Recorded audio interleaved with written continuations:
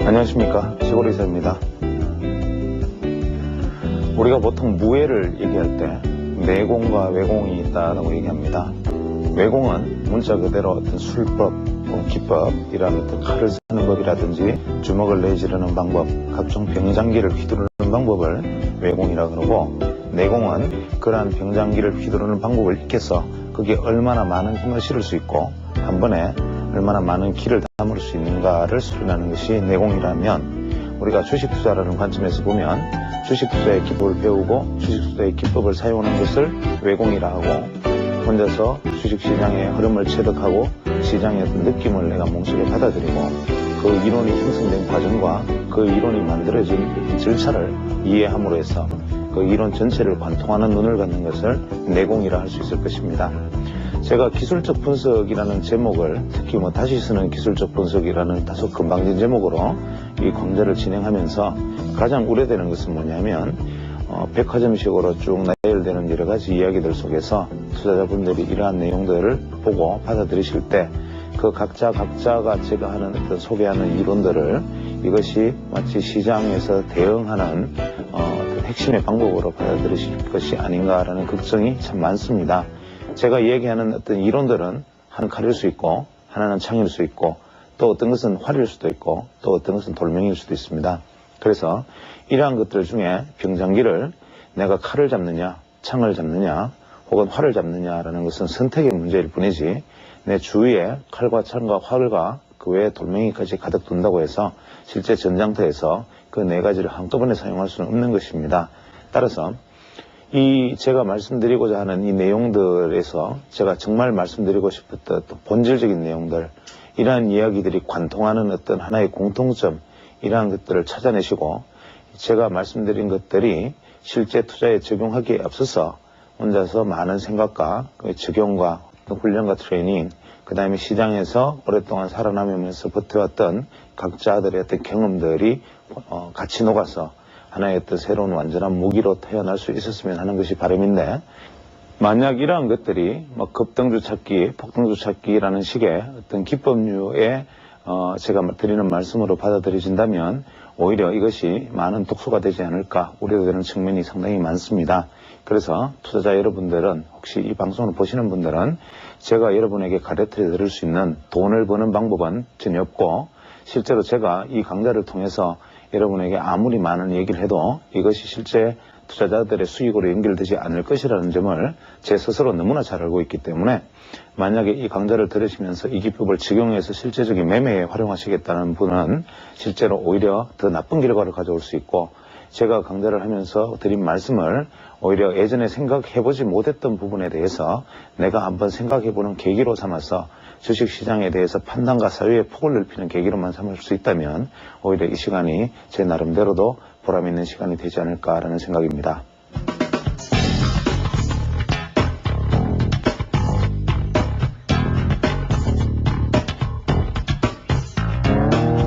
지난번에 제가 말씀드렸던 것 중에 이제 전환선과 일목균형표를 구성하는 요소는 전환선과 기준선, 그 다음에 선행경관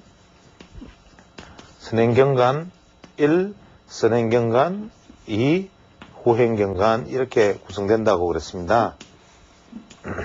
근데 이 전환선은 우리가 시세의 균형을 알려주는 것이고, 기준선은 추세의 방향을 알려주는 것이고, 이 전환선과 기준선에 골든 크로스, 데드 크로스가 있는데, 이 골든 크로스, 데드 크로스 중에서도 리골든 크로스가 중요하다라고 말씀드렸습니다. 즉, 기준선을 전환선이 돌파해서 디디고 올라가든지, 혹은 골든 크로스를 내고 빠져서 재돌파를, 골든 크로스를 다시 내든지, 데드 크로스도 마찬가지로 가든지, 이러한 리골든 크로스가 일단 매수의 어떤 전환선과 기준선을 이용한 매매 방법이다, 이렇게 말씀을 드렸고, 보통 우리가 어떤 주가가 저가를 갱신하고 있다가 바닥을 만약에 형성한다고 가정을 하면 차트의 모양은 이렇게 되겠죠. 위에 아직 선행경관, 후행경관 안 배웠으니까 이렇게 구름층이 존재를 하고, 분명히 기준선 다음에 전환선이 놓여 있을 겁니다. 그것은 이치상 기준선은 26일에 고가와 저가고 전환선은 9일에 저가와 고가니까 단기선과 중기선의 개념을 생각해도 마찬가지겠죠. 그렇게 되면 주가가 전환선을 돌파하고 다시 기준선을 돌파하고 마지막 구름대를 돌파하는 것이 결국은 매수의 어떤 상황에 호전된 상황이다. 즉 상황의 호전, 매수의 호기다 라고 생각하면 이까지 가서 과연 그럼 기다릴 것인가 아닌가, 요거를 어디에서 찾느냐. 매매액수는 주가가 바닥을 형성했을 때 저치갱신이라고 표현을 하는데, 제일 앞서서 제가 파동론에 대해서도 말씀을 드렸다시피 주가가 바닥을 형성하면서 저가를 갱신하는, 즉 저가를 밑으로 갱신하지 않고, 이것은 아래로 계속, 제가 말을 실수했죠. 아래로 계속 내려가는 것을 저치갱신이라 하지만 이것이 저점을 높여가는 것을 치단갱신이라 그러는데, 뭐 이런 일본요 해석 용어까지 할 필요는 없죠. 이런 치단갱신, 즉 저가를 높여가는 이 상황, 이 다이버전스, 이것이 중요하다. 즉 이러한 상황이 놓여 있고, 이 상황에서 주가가 만약에 전환선과 기준선을 돌파를 해서 주가가 기준선 위에 안착을 하고 전환선이 기준선을 골든 크로스를 내고 전환선이 방향이 상향을 한다면 이것은 매수의 지점이 되고, 만약에 여기서 주가가 며칠간 하락을 보인다 하더라도 이것이 9일 이내에 상승만 해준다면 전환선의 균형은 깨어지지 않기 때문에 오히려 이때의 조정은 강매수 찬스다. 이것이 전환선과 기준선의 주가의 매매의 기본 이치에 속합니다. 그 다음에 선행경관과 후행경관에 대해서 말씀을 드리면, 자, 차트를 펴보면 선행 스팬 1, 선행 스팬 2, 후행 스팬 뭐 이렇게 되어 있을 겁니다. 일목균형표를 HDS에 띄워보면 전환선, 기준선, 선행 스팬 1, 선행 스팬 2, 후행 스팬 이런 식으로 되어 있고, 여기서 이 사람이 원래 원어에서 경관이라고 이야기를 했던 부분은 바로 열주, 이런 뜻입니다. 열주라는 것은 뭐냐면 우리가 코린토 양식이라 그러죠. 원래 그 그리스 건축물들을 이렇게 보면 건축물들을 구성하는 기둥들이 이렇게 서 있는 것을 볼 수 있습니다. 이런 것을 코린토 양식이라 그러는데, 이 기둥들은 이 건물을 떠받치기 위한 에너지를 이렇게 하나씩 건너가면서 에너지를 받고 있죠. 혹은 뭐 징검다리를 생각해 보면 우리가 예를 들어서 시냇물을 건너가는데, 시냇물을 이렇게 건너가는데 징검다리가 이렇게 있다면 이 다리를 건너가기 위해서는 우리는 실제 이동거리는, 물리학적 이동거리는 이만큼이지만 실제 에너지는 이렇게 간 거죠.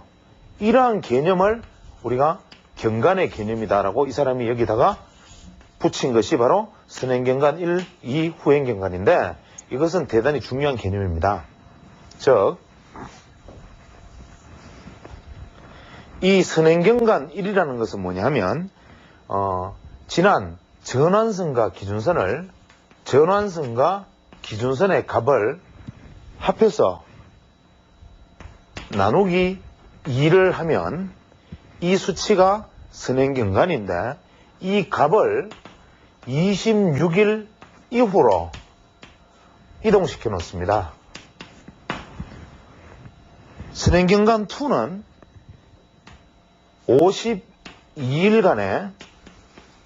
52일간의 최고점과 최저점을 나누기 2를 해서 26일 후로 이동시킵니다. 후행경관은 현재가를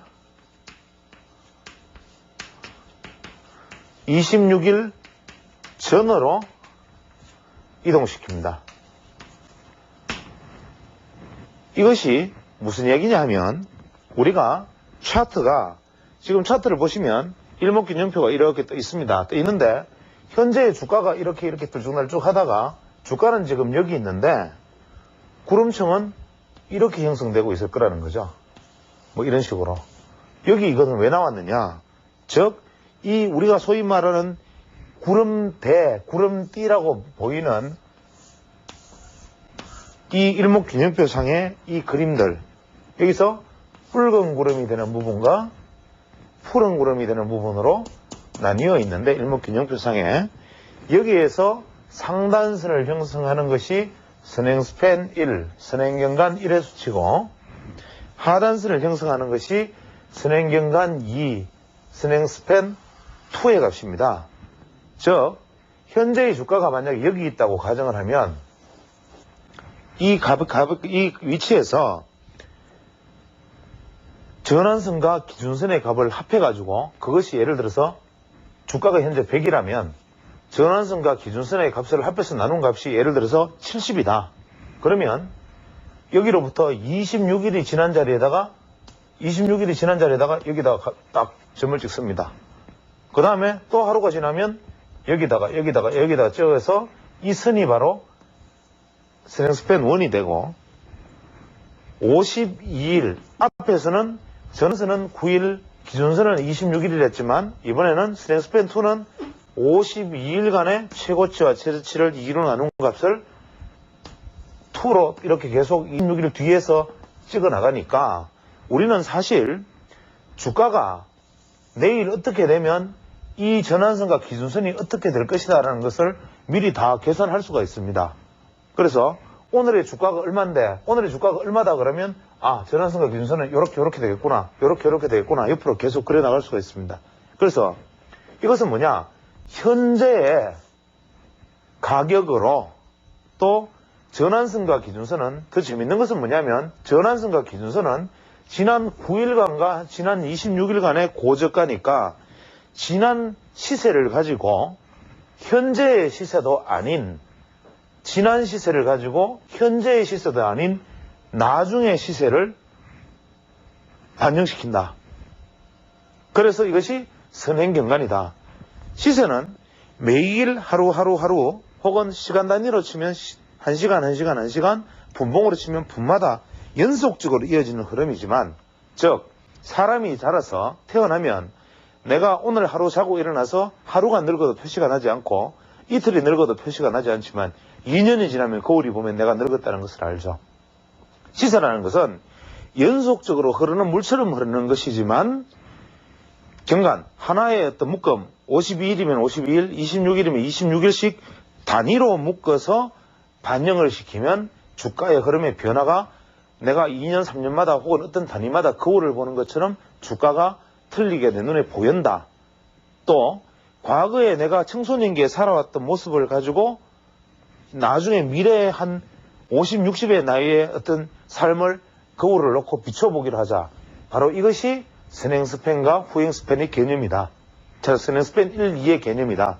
즉 전환선과 기준선을 수치를 합해서 나누기 2를 해서 오늘 점이 여기라면 26일 이후에 점을 그려나가고 52일간의 저가와 최고가 52일간의 저가는 그 이전 값인데 이것을 가져와서 그어나가는 것이 선행스팬 1, 2고 이것이 선행스팬 1이 위에 있고 2가 밑에 있으면 이것은 붉은 구름으로 나타나고 선행스팬 1이 밑으로 가고 선행스팬 2가 위로 가면 푸른 구름으로 나타난다.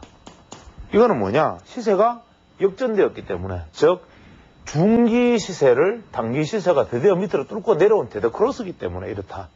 그러니까 음봉과 같은 것이다. 이렇게 되는 거죠. 그 다음에 후행경관, 즉 후행스팬은 뭐냐면 가장 단순하면서도 가장 쉬우면서도 가장 의미 있는 것이 바로 이 후행스팬, 즉 후행경관입니다. 이것은 현재의 주가를 그냥 단순하게 26일 전으로 표시를 하는 겁니다. 그래서 오늘이 예를 들어서 100원이면 26일 전에 100원짜리 점을 찍고 그 다음날 101원이면 그 다음날 101원을 찍고 26일 전에 이렇게 꺼서 선차트로 그려버리는 겁니다. 이렇게 26일 전 것을 계속 이렇게 나가는데 이것은 후행스팬은 뭐냐? 파동을 확정짓는 것이라 그랬습니다. 즉 후행스팬은 파동을 확정 짓는다 그랬는데 이것은 한마디로 당연지사다. 왜 그러냐면 26일 전으로 옮겨놨을 뿐이지 실제로 그날의 주가를 그냥 선차트로 일봉을 선차트로 그려놓은 것이니까 일봉 선차트가 파동이 얼마나 잘 그려지겠나. 그것은 당연하지 않느냐. 파동이 그려지는 것은. 즉 선행 스팬 1, 2 선행 경간 1, 2는 현재 지점에서 26일 앞을 그리는 것이고 후행 경간 후행 스팬은 현재 지점에서 현주가를 26일 뒤로 옮겨서 보는 것이다. 이것은 뭐냐면 어떤 현재의 시세를 미래에 반영하기 위해서 현재가를 과거의 흐름과도 비교해서 또 과거의 흐름을 미래의 어떤 거울로도 비추어서 주가가 또 날짜를 시간론으로 며칠을 잘라서 전환일을 다시 나누어서 이 주가를 움직이는 것을 찾아내자. 복잡한 것처럼 보입니다. 그러나 원래 이론이라는 것은 복잡해야 명성을 얻고 누구나 이해하기 쉽지 않아야만 그것이 훌륭한 이론처럼인 것이 보이는 것은 동서고금을 통틀어서 그건 당연한 보편적인 현상이고 현재 이 일목균형표는 냉정하게 말하면 죽은 이론입니다. 죽은 이론인데 요즘 이 이론들이 새삼스럽게 다 집어내어져 가지고 이제는 증권사 리서치팀까지 일목균형표를 들고 나와서 설명을 하기 시작하니 투자자들은 애꿎게도 공부하지 않아도 될 것을 안 그래도 주식 시세 보는 데만 해도 머리 아픈데 다른 사람이 다 보는 것을 나만 안 보면 안 되니까 어쩔 수 없이 알아야 되는 것으로 전락을 해버렸습니다. 그 다음에 이것이 시세에 미치는 영향을 한번 살펴보면 제가 말씀드리기를 이 선행 스팬 혹은 이 후행 스팬은 이 선행 스팬과 후행 스팬은 26일의 미래의 것이다. 26일의 미래를 옮겨 놓은 것이고 이 평균값 중에 상행 선행 스팬 1은 사실은 9일간의 최고점과 최저점이고 2는 선행 스팬 1은 전환선과 기준선을 합한 것이고 선행 스팬 2는 52일간의 중기 평균값, 고가와 저가의 평균값이니까 주가는 어떤 현상이 벌어지느냐 하면 예를 들어서 현재 있는 주가가 급등을 해버리면 이 선행 스팬과 후행 스팬이 만드는 이 구름대는 이 가격을 따라올 수가 없습니다. 이게 무슨 얘기냐면 이동평균선이 이렇게 있는데 주가가 수직 급등을 하면 3일 이동평균선은 바로 따라서 급등을 하고 5일 이동평균선은 조금 덜하게 10일 이동평균선은 조금 덜하게 20일 이동평균선은 이렇게 60일 이동평균선은 이 정도 120일 이동평균선은 움직이려면 이렇게 되겠죠. 그래서 이것과 같은 이치다. 그래서 주가가 만약에 이것을 뚫고 상승을 해버리면 이것은 반영이 안 되니까 주가와의 괴리가 일단 무조건 커지게 돼 있다. 그래서 주가가 상승을 하면 상승폭이 클 때 조건은 바로 이 구름대와의 괴리가 커진다. 그 다음에 에너지가 상승 후에 강화되려면 이 구름띠를 지지하고 상승을 해야 되고 이 에너지가 약화되려면 구름띠 속으로 들어간다. 즉 여기서 한번 이치를 생각해 보겠습니다. 주가가 처음에 급등을 팍 해버리면 이것은 52일 이것은 전환선과 기준선을 합한 것이니까 대충 9일과 26일 합이면 10일 정도 이동평균선의 움직임과 비슷하다고 생각하고 드디어 되죠. 그러나 이것이 상승을 해서 어느 정도 횡보를 하게 되면 고가에서 어떻게 먼저 따라오겠습니까? 선행 스팬 1은 9일 26일에 고가 저가를 합한 것이니까 일종의 단기의 개념이니까 선행 스팬이 먼저 따라옵니다. 후행 스팬은 어떻게 되겠습니까? 52일의 핑값이니까 아직까지도 반응이 더딥니다. 이렇게. 그렇게 되면 어떻게 되느냐? 저절로 구름층이 두꺼워지기 시작합니다. 구름층이. 그 다음에 더 이상 주가가 높아지지, 만약에 더 이상 높아져 버리면 계속 두꺼워지면서 구름층은 점점 두꺼워지겠죠. 이 개념을 이해하셔야 됩니다. 즉, 주가라는 것은 하루 만에 쭉쭉쭉쭉 뻗어가는 것이니까 주가가 괴리를 일으키면서 급등을 해버리면 구름대 중에 스냅스팬 1은 머리를 돌려버리고 스냅스팬 2는 늦게 따라가니까 이 1과 2가 이렇게 크게 벌어지기 시작하고 주가가 올라가는 기간이 크면 클수록 이 구름대는 수직으로 세로 방향으로 일어서기 시작합니다. 이렇게. 즉 어떤 그림을 그렇게 되느냐 하면 급등을 하면 스냅스팬 1이 이런 식으로 따라 올라가고 스냅스팬 2는 이렇게 따라 올라가니까 구름대는 수직을 세로 방향으로 구름대가 서지만 이 폭은 점점 넓어지게 됩니다. 그 다음에 주가가 이렇게 상승을 해서 횡보를 하기 시작하면 일단 아무리 올라도 주가는 횡보를 해야 될 테니까 올리기 시작하면 드디어 이제 단계로 따라갔던 이 스팬이 눕기 시작할 거고 그래도 중기 스팬은 이렇게 아직은 올라올 거라는 거죠. 그렇게 되면 어떻게 되겠습니까? 이게 다시 좁아진다 이거죠. 그러다가 주가가 만약에 점점 횡보해서 조금만 내려오면 횡보 기간이 많이 길어지면 고가 저가 차이가 없으니까 여기서 조금만 떨어지면 저가가 갑자기 낮아지니까 어떻게 됩니까? 이번에는 스냅스팬이 밑으로 떨어지고 이것은 반응이 더디니까 이런 형태로 가니까 실제로 주가는 고가권에 있지만 이게 빨간 구름대였다. 원이 위에 있고 투가 밑에 있으니까 이것이 어느 순간인가 갑자기 파란 구름대로 바뀌어버릴 수도 있다. 그러면 주가는 횡보해서 급등했던 주가가 횡보해서 여기서 이 상단선에 구름대의 상단선에 맞고 튀는 것이 변화일이다. 이것이 날짜로 딱 보면 이미 여기서 뭐 26일째가 되든 며칠째가 되든 혹은 직전의 상승폭이 어떻게 되든 이 변화일과 겹칠 확률이 높고 이것이 이 사람의 이야기입니다. 가조의 이야기. 그 다음에 변화일이 가능성이 높고 이 변화일에 여기서 바로 상승을 해줘야 디디고 올라가는 연장 상승 파동이 일어나고 반대로 하락일 경우에는 밑으로 구름대가 이렇게 형성되면서 수직 하락하겠죠. 그러나 이것이 만약에 주가가 안으로 들어가 버리면 에너지가 쇠약해진 것이고 여기서 다시 재돌파해서 디디고 나가지 못하면 밑으로 뚫려 내려가고 이때부터는 어떻게 됩니까? 오히려 이쪽이 확대되고 이쪽이 더디게 반응하는 현상이 생기면서 푸른 구름대가 확장되면서 주가가 이번에는 떨어져서 저항을 받으면서 떨어지게 된다. 이런 이야기가 됩니다.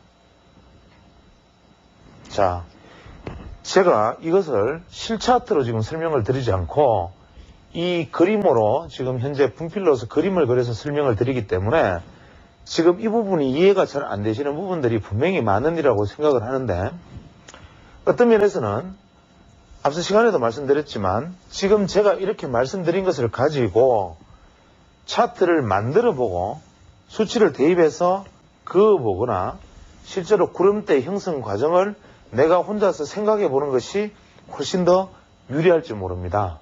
왜냐하면 사실은 이런 일목균형표 정도는 투자자들이 그냥 주가를 이렇게 살펴보면 뭐 그 전까지의 주가를 이미 알고 있으면 오늘의 주가가 고가를 경신했다 안 했다 이 정도만 알아도 그 다음 구름대는 어떤 모양으로 간다 뭐 주가가 급상승하면 구름대가 이렇게 오겠다 뭐 이렇게 되겠다 하는 것을 우리가 이미 머릿속에서 그냥 선연히 그려져야 됩니다. 주식 투자라는 것은 장난이 아니기 때문에 우리가 주식이라는 것은 정말 굉장히 중요한 재산과 재화를 걸고 하는 것이기 때문에 철저한 준비를 해서 이러한 어떤 뭐 기본적인 어떤 내용들이나 어떤 이야기를 들으면 지금 저 친구가 얘기하는 것은 뭐 그저 이런 이야기군. 또한 이렇게 얘기하는 것들이 머릿속에 그려질 수 있는 정도의 수준 이것이 바로 주식 투자를 할 수 있는 자격을 갖춘 겁니다. 이게 만약 아니라면 지금이라도 정말 외람되고 송구스럽고 금방진 말씀이지만 사실은 주식 투자자들이 내가 단독으로 개인의 자격으로 주식시장에 뛰어들어서 이 살벌한 판에서 이 도박판에서 살아남기를 바란다는 것 자체가 사실은 기적에 가까운 일이고 그저 개인 투자자들은 주가가 상승하면 지수가 크게 상승하면 그냥 조금 벌고 지수가 좀 하락하면 남보다 몇 배 더 떨어지고 이 일을 계속 반복합니다. 주식이라는 것은 최소한 어떤 이러한 것들이 선연이 그려지고 뭐 어떤 내가 오늘의 주가를 보면 보조지표가 눈에 완전히 들어오고 오늘의 보조지표를 이렇게 움직였다 혹은 뭐 주가의 에너지 이렇게 되었다 어떤 종목을 탁 이야기하면 저가 고가 이 현재 추세 트렌드가 벌써 머릿속에 들어오고 이 정도가 되면 그게 고수가 아니라 주식 투자자로서의 기본적인 출전 자세를 갖추었다 이렇게 되는 겁니다.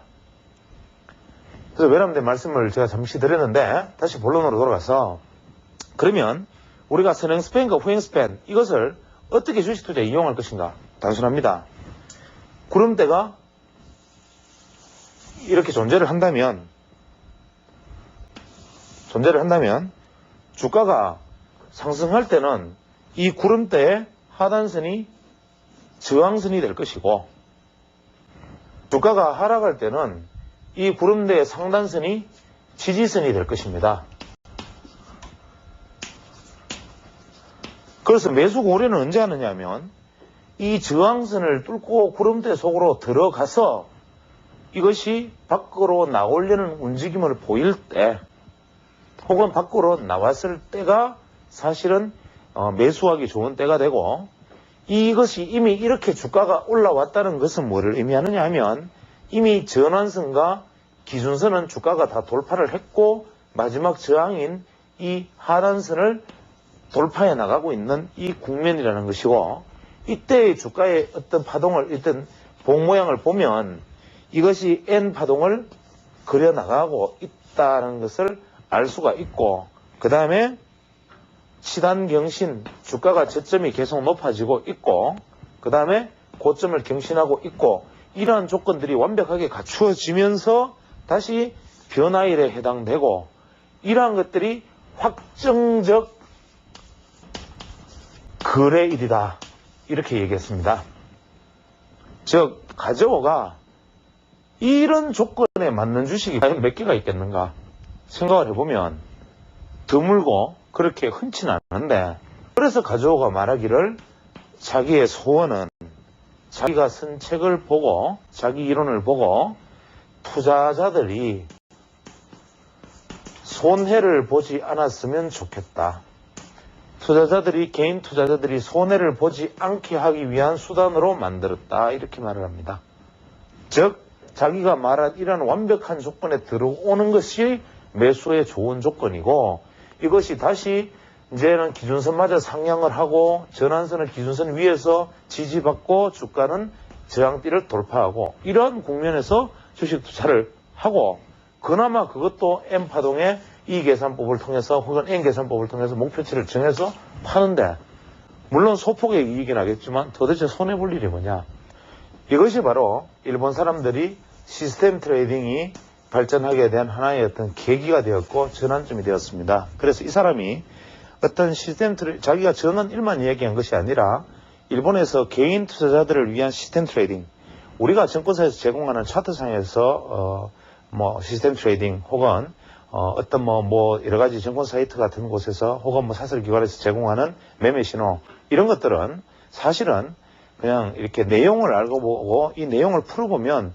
사실은 이런 얘기를 해서는 좀 합니다만 실소를 금할 수 없는 내용들인데 실제로 이것이 실소를 금할 수밖에 없다. 왜? 우리가 보기에는 어떤 매매 신호라든지 어떤 트레이딩 시스템이 보내주는 신호라든지 이런 것이 대단한 무엇인가의 내용을 가지고 있는 것 같지만 실제 일본에서 가장 유망하게 사용되었던 이 최강 3점식 투자법이라는 이 책을 쓴 여기 보면 후미코 아케시라는 분 이분이 이 일목균형표의 가저오 선생의 영향을 받아서 처음으로 만들어냈던 개인 투자자를 위한 시스템 트레이딩입니다.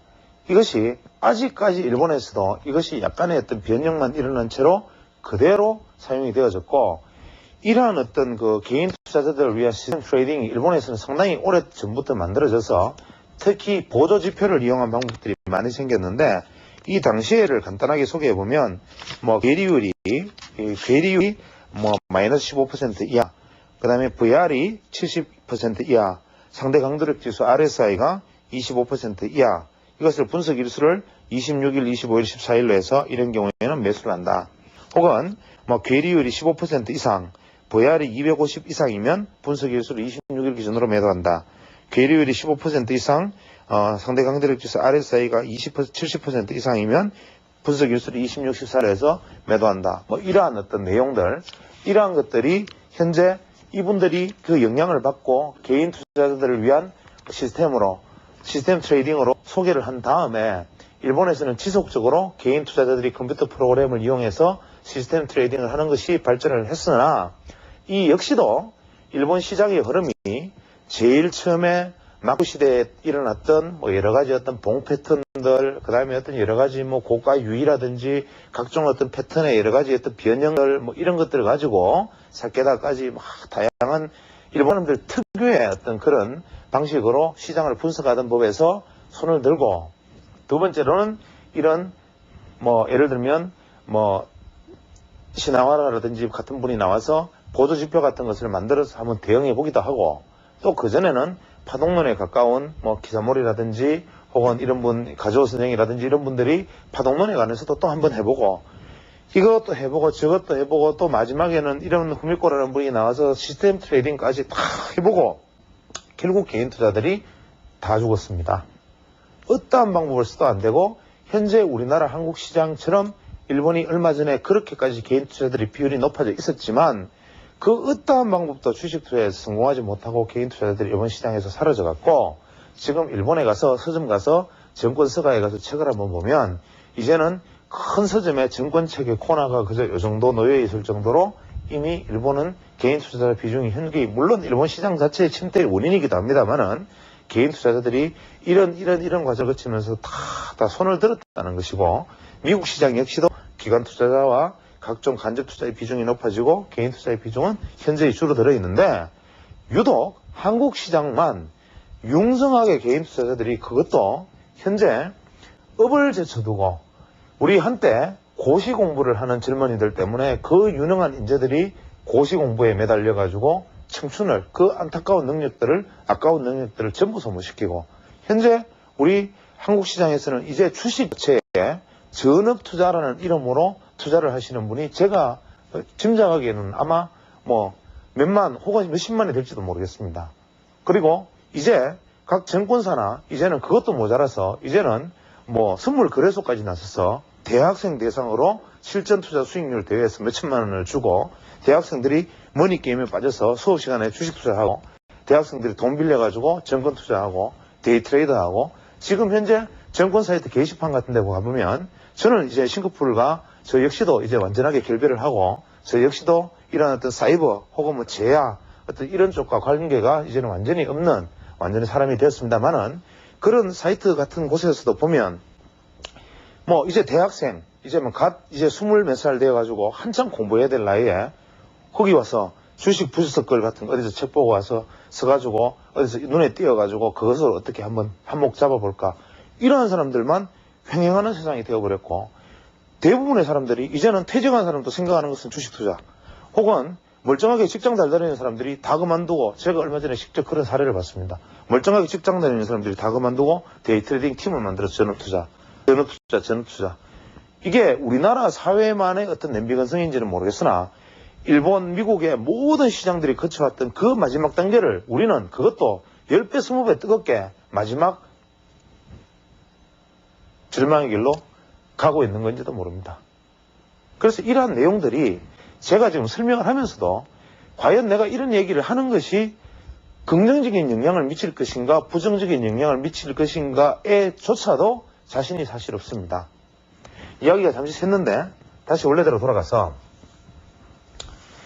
이런 어떤 확정적 어떤 결정론, 가격의 결정론은 예측하는 것이 아니고 이러한 시점에서 변동을 보자라는 것인데, 그렇다면 스낵스팬 1과 스낵스팬 2가 만들어내는 이 구름대의 개념에 대해서는 이제 뭐 당연히 투자자들이 그림이 잡힐 것이라고 생각합니다. 그래서 주가가 기준으로 치면 이 구름대에 진입하려고 그러면 저항을 받지 않고 구름대에 저항에 성공할 것 같으면 일단 뭐 매수할 만한 좋은 국민이 되고, 이 구름대를 벗어나면 마찬가지인데, 하나 중요한 것은 여기서 이렇게 꺾이는 이 교차 지점, 이것이 바로 트위스트 존이라고 그러죠. 이것은 뭐 제가 이름을 붙인 것이긴 합니다만은 이 트위스트 존은 제일 약체 국면이고, 한 가지 재미있는 것은 이 트위스트 존은 주가가 상향하던 주가가 돌파하기 쉽고 하락하던 주가가 상승으로 돌파하기도 쉬운 존이기는 하나, 이 트위스트 존으로 돌파한 것은 반드시 되돌아갑니다. 다시 이렇게. 그래서 왜 이 트위스트 존으로 돌파한 것이 되돌아 들어가는지에 대해서는 저도 아직 많은 생각을 중인데, 원래 이 구름대 돌파에 있어서 가장 이상적인 모습은 진입해서 횡보해서 벗어나는 돌파가 M 패턴이 가장 좋은 돌파 방법이라 그럽니다. 여기서 이것을 이용하는 각종 지지와 저항, 뭐 여러 가지 방법들, 매매 방법들이 여러 가지 다양할 수 있고, 심지어는 스탠스펜의 어떤 뭐 수치의 고점과 주가의 저점, 전환선과 기준선의 모양들을 지난번 고점을 가지고 매매를 측정하는 방법도 있지만, 이러한 방법들은 전부 독소적인 조항이라고 생각되어서 다 생략해 버리겠습니다. 그래서 이 개념만 이해하시고, 이것은 1분 가조 선생이 첫 번째 얘기했던 대로 내가 매매 방법을 여기서 이용 방법을 설명을 하면 투자자들은 잃을 것이다. 왜냐하면 이것은 경험과 확정적인 것을 섞어서 각자가 이용하기에 적합한 방법이지, 이것이 확정적인 거래 방법이 아니기 때문이다. 이렇게 얘기를 했고, 그래서 이분은 자기의 책에서도 몇 번이나 당부를 하고 있습니다. 그냥 각 투자자마다 내가 만든 이 기법을 갈고 닦고 익혀서 자기의 기법으로 만든 다음 매매의 변곡점의 변화일에 매매에 사용하라. 그래서 잃지 않는 투자자가 되어라 라고 얘기를 했지, 이분이 내가 만든 이 기법을 가지고 매수 매도 저항 지지를 논해 가지고 돈을 많이 버는 투자법을 이용해라는 얘기를 하지 않았고, 또 이 그럴듯하게 보여서 이것을 과대 포장해 가지고 얘기할 만한 사람들이 등장할 것 같은 것을 미리 캐치를 하고, 이분은 여기에 대해서 몇 차례나 경고의 말씀을 책에다 남겨놨습니다. 그 다음에 마지막으로 후행 스팬에 대해서 얘기를 해보면, 이 후행 경관, 즉 후행 스팬은 상당히 나름대로 의미가 있는 수치인데, 이 후행 스팬 제가 말씀드리기를 현재의 주가를 26일 전으로 이동시켰다라고 말씀드렸죠. 스냉 스팬은 현재에서 26일 앞에 그려지는 건데, 26일 전에 현재의 주가 차트가 이렇게 선 차트로 그려집니다. 선 차트로. 그런데 우리가 사실 가만 보면 이것은 좀 우스운 이야기이기도 한데, 어떻게 보면 이렇습니다. 현재의 주가가 이제 봉 그래프가, 봉 차트가 이렇게 나타나 있는데, 이 모양 그대로 사실 차트상에서는 이렇게 그림도 이렇게 뭐 그림이 이렇게 구름이 있을 거고, 차트상이 그대로 왼쪽에 공백에 가서 이 현재 봉 패턴에 대한 사실 선 차트가 그냥 그려져 있는 겁니다. 이게 뭐라고?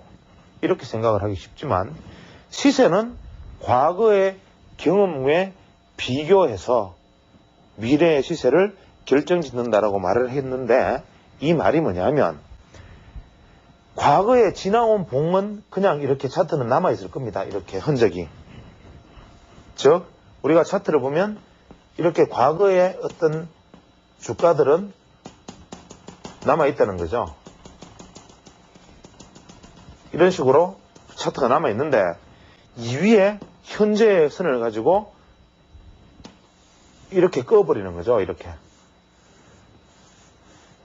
꺼버리는 겁니다. 그러면 여기서 우리는 뭐를 볼 수 있느냐 하면, 그 당시에 26일 전에 주가의 움직임과 현재 주가의 선 차트가 서로 교접하는 모습을 볼 수 있다 이겁니다. 즉, 현재의 시세가 과거의 시세와 교합하는 모습을 우리는 본다. 여기서 의미 있는 것은 뭐냐면, 보합 시세일 경우에 의미가 있습니다. 즉, 이 후행 스팬의 가장 큰 유행성은 뭐냐면, 추세를 급격하게 이탈하는 흔히들 좋아하는 급등이나 추세를 급격하게 이탈하는 급락의 급소를 알 수 있다. 후행 스팬에 이렇게 얘기를 합니다. 이것이 어떻게 급락과 급등의 급소를 알 수 있는가? 또 이것이 어떻게 보합의 시세에서 보합이 풀리는 순간을 예측할 수 있는가? 과거의 시세에 현재의 선그래프를 이동시켜서 이렇게 비교한 거 하나를 가지고 어떻게 이것이 보합이 풀리는 순간을 알고 추세를 버텨내서 급등하거나 급락하는 시점을 알 수 있는가? 여기에 바로 해답이 있는데, 이것 역시도 이것이 절대값은 아니나 이것을 자세히 조사를 하다 보면 여러분에게 제가 좀 더 깊은 얘기는 하지 않겠습니다. 왜냐하면 앞에서도 말씀드렸지만 이런 얘기들은 독소가 되기 때문에 현재 이러한 과거의 어떤 시세와 현재 후행 스팬은 괴리되는 모습을 반복되는 모습을 보이는 것이 보합입니다. 이게 무슨 얘기인지 잘 생각해 보시기 바랍니다. 이것은 제가 그냥 어떤 면에서는 숙제로 남기겠습니다. 예를 들어서 과거의 시세와 후행 스팬이 교차하는 것이 보합을 유지하는 거다. 보합 유지고 후행 스팬이 과거의 시세와 일치되어서 한 방향으로 나아가면 이때가 바로 급소다. 그 다음에 만약에 보합에서 후행 스팬이 한 방향으로 나아가면 이게 바로 급소다. 그 다음에 후행 스팬이 단순하게는 주가를 후행 스팬이 뚫고 올라가면 매수다. 뭐 이런 얘기도 있지만 이런 사소한 얘기들은 다 실수두고 두 개의 방향이 일치하면서 트렌드를 형성하고 이것이 다이버전스를 만들 때 이것이 바로 급소다 이렇게 얘기를 했습니다. 이 부분은 좀 더 깊은 설명은 생략하기로 하겠습니다. 즉 후행 스팬의 활용도에 있어서는 이렇게 사용을 하는데 그렇다면 이것을 총정리해서 다시 놓고 보면 우리가 일목균형표에서 매도는 항상 매수에 반대니까 매수하기 좋은 지점은 뭐냐? 주가가 전환선과 기준선과 하단선을 차례로 돌파해 들어가고 전환선은 기준선을 돌파를 하며 기준선은 상향 추세로 전환을 하고 후행 스팬이 주가를 뚫고 올라가되 후행 스팬이 주가의 방향과 일치를 하고 그 날짜가 전환일 중에 대등 수치와 기본 수치의 전환일에 해당하는 조건, 이 엄청나게 까다로운 조건에 들어맞는 조건, 이것이 바로 매수 혹이다 이렇게 얘기하고 반대는 매도 혹이다 이렇게 얘기를 합니다. 도대체 제 친구가 무슨 소리를 하고 있나? 이렇게 생각이 되시는 것이 정상이고 지금 현재 제가 만약에 차트를 앞에 두고 종목의 사례를 들어가면서 자 이런 경우에는 이렇게 급등을 했습니다. 이런 경우에는 이렇게 급락을 했습니다. 보십시오. 이 경우에는 보합에서 풀렸지 않습니까? 이렇게 말을 하려면 현재 이것 방송을 보는 모든 시청자들을 그냥 바로 현혹시킬 수도 있는 것이겠죠. 모든 것이 주식에 있어서의 설명이라는 것이 그러하고 이미 지나간 시세를 가지고 설명하는 거야 무엇인들 못하겠느냐. 심지어는 10배, 20배 오른 종목 가지고 설명하는 것인데 얼마나 더 쉽겠느냐. 그렇습니다. 이 역시 마찬가지입니다. 왜 이 말씀을 드리느냐. 지금 제가 말씀드렸던 이 내용을 여러분이 직접 적용을 해보면 하나는 맞고 하나는 안 맞고 하나는 맞고 하나는 안 맞고 어쩌다가 맞은 종목을 가지고 또 오른 종목을 보고 비교해보면 맞고 오르지 않은 종목을 비교해보면 하나도 맞지 않습니다. 모든 주식 투자의 이론이 다 그러하고 실제로 주식에 대해서 전문가다 고수라는 사람들도 내일의 미래에 대해서 아는 사람은 아무도 없고 저 역시도 지금까지 한 모든 엘리어트 파동 뭐 별의 별 이야기 파동론을 오늘 마무리 짓습니다만은 이러한 마무리 짓게 되는 이러한 파동론을 총동원해서 주식시장을 맞춰라 해도 저도 못 맞춥니다.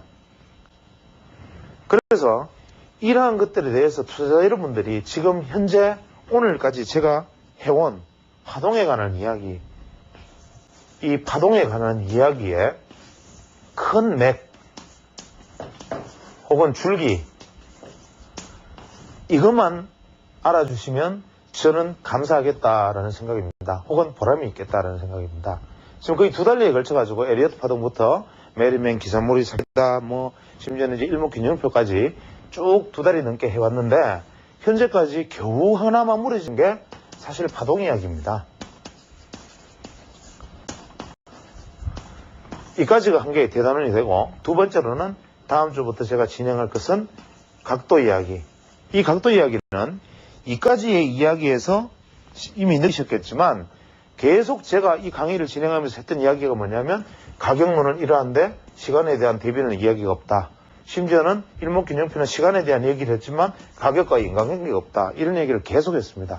그래서 그럼 이 각도라는 개념을 제가 설명을 하면서는 이 파동과 시간 관계를 설명해 낼 수 있느냐 없느냐 저 역시도 없습니다. 그러나 한번 생각해 볼 수 있는 시간을 앞으로 만들어 나갈 계획이고 세 번째 해나가고 싶은 것은 뭐냐면 각종 지표의 해석과 모멘텀 우리가 알고 있는 지표들 알고 있는 각종 어떤 지표들 특히 볼린저 밴드, 스타캐스틱, RSI 뭐 각종 지표들 이러한 지표들이 과연 책에서 가르쳐주는 것 책에 설명해 놓은 것들이 과연 이 지표들이 말하고자 하는 원래의 뜻인가 혹은 이것이 적용이 올바르게 되고 있나 이런 부분들에 대해서 이야기해 나가는 것이 세 번째 단원이 되겠습니다.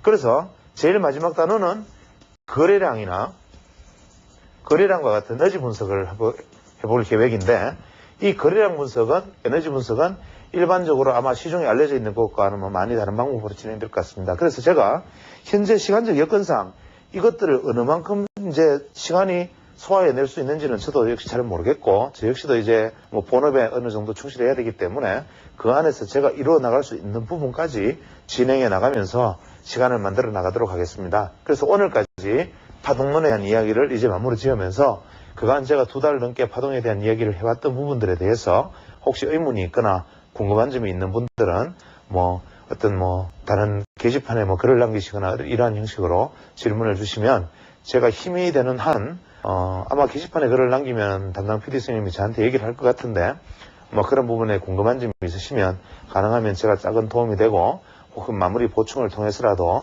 마무리 짓도록 애를 써보겠습니다.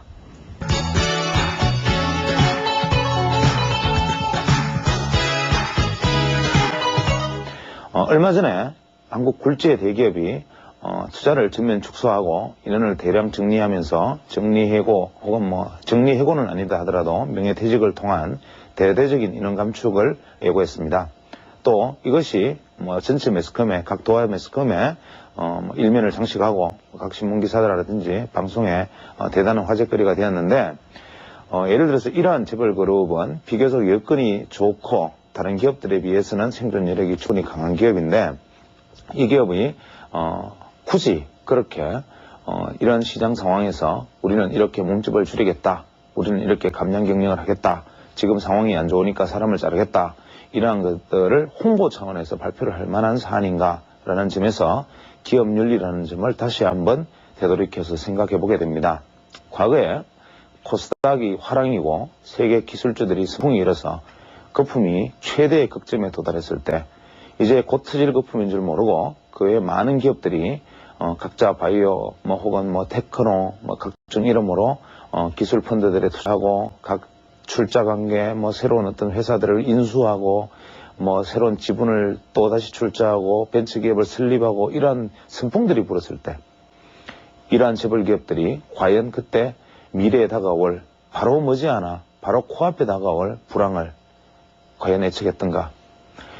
그럼 1999년 말 2000년 접어들 당시에 곧 다가올 인터넷 거품의 몰락이라든지 그 외 각종 기술주들의 몰락, 경제 상황의 하향 이런 것들을 예측하고 그때부터 벌써 투자를 줄이고 지출을 억제하고 내부 유보율을 높여가면서 시장에 대응했던 기업들이 과연 존재했던가? 한번 생각해 볼 만한 일입니다. 그 당시에 유명한 기업에서는 각자 서로 인터넷 기업을 만들기 위해서 거의 드러내놓고 이전 투구를 벌인 적도 있습니다. 모기업은 오히려 이제 기업의 중심을 인터넷 기반으로 옮겨간다는 선언을 하는가 하면 또 모기업은 지지 않는다는 듯이 2세, 3세 경영자들 중에서 가장 인터넷 마인드, 정보 마인드가 잘 되어 있다는 것을 내세우고 산하에 얼마나 많은 기업에 출자했다는 것을 자랑스러운 꼬리표처럼 온몸에 덕지덕지 붙이고 다녔던 적들이 있습니다. 그러나 그분들이 과연 현명해서 그 다음에 닥쳐올 불행들을 미리 예측을 했던 분들이 과연 있었는가라는 관점에서 지금 와서 이제 경기가 최악의 상황에 다다르고 이제 더 이상 더 바닥이 갈 데가 없을 것처럼 보이는 이 상황에서 그나마 이익을 남기는 기업이 사람을 먼저 자르고 이제 더 이상 투자를 축소하고 이러한 발표들을 스스럼없이 한다면 과거에 그 사람들이 해왔던 투자에 대한 어떤 손실에 대해서는 과연 어떠한 생각을 하고 있는지, 지금 내가 그나마 형편이 좀 나은 기업들이 비록 어렵다 하더라도 회사에 크게 무리가 가지 않는 한 고용을 유지하고 일정 부분 시설 투자를 함으로 해서 경제에 내가 일정 부분 기여를 하겠다는 기업 윤리를 가진 기업들이 과연 존재하는지를 한번 생각해 보게 됩니다. 그래서 기업이라는 것의 속성이 근본적으로 돈을 버는 것이긴 하지만 그 기업을 움직이는 것은 사람이고 그 기업을 있게 한 것은 바로 우리 사회고, 우리 사회를 유지하고 지켜주는 것이 국가라면 그 기업의 영속성을 보장하는 것은 바로 사람입니다. 그래서 사람을 자르고 사람을 줄이고 사람을 퇴출시키는 것은 이미 그 기업의 경영자로서의 자질이 스스로 부족하다는 것을 이미 드러내 놓는 것이나 다름이 없습니다.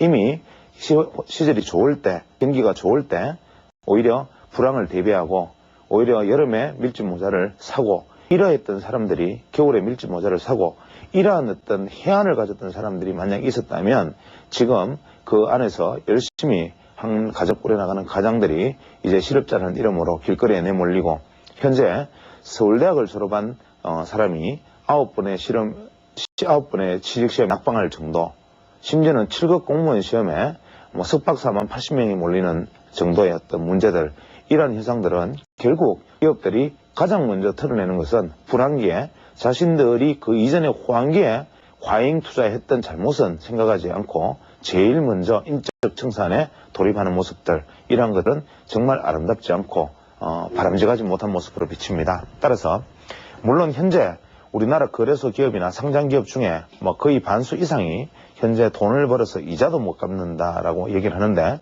이런 돈을 벌어서 이자도 못 갚는 기업들의 경영자가 사실 어떤 면에서는 가장 먼저 자기 자신이 퇴출되어야 되는 것입니다. 그런데 그 경영자의 결정을 믿고 따르고 열심히 일했던 근로자를 먼저 자른다면 이것은 주객이 전도되고 본말이 전도되는 일이 아닐 수 없습니다. 따라서 비록 기업을 경영하시는 분들 입장에서는 다소 어렵고 힘든 부분이 있다 하더라도 최소한 내 가족이나 경영자 입장에서, 고용자 입장에서, 혹은 피고용인 혹은 직원들을 줄이고 인원을 축소하는 것은 그 사람 한 사람의 문제가 아닌 그 사람의 그 일가족과 거기에 딸린 많은 식구들의 어떤 불행이 바로 그것으로부터 시작될 수 있다는 점을 신중하게 고려해서 최소한 인적 청산을 오히려 한 발 늦게 하고 가장 먼저 설비라든지 투자를 조정하거나 그의 각종 지혜로운 전략을 수무로 해서 더 이후에 더 이상 불행한 일들이 더 이상 많지 않았으면 하는 바람입니다.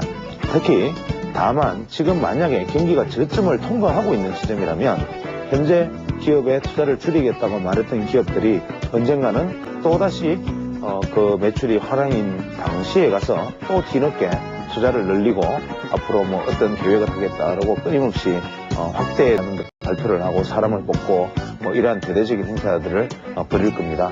그렇게 됐을 때 또 그 안에서 다시 과잉이 되고 다시 나빠지면 그렇게 슬비 과잉되었던 부분들은 또다시 줄어들고 이런 어리석은 언제까지 반복할 것인가.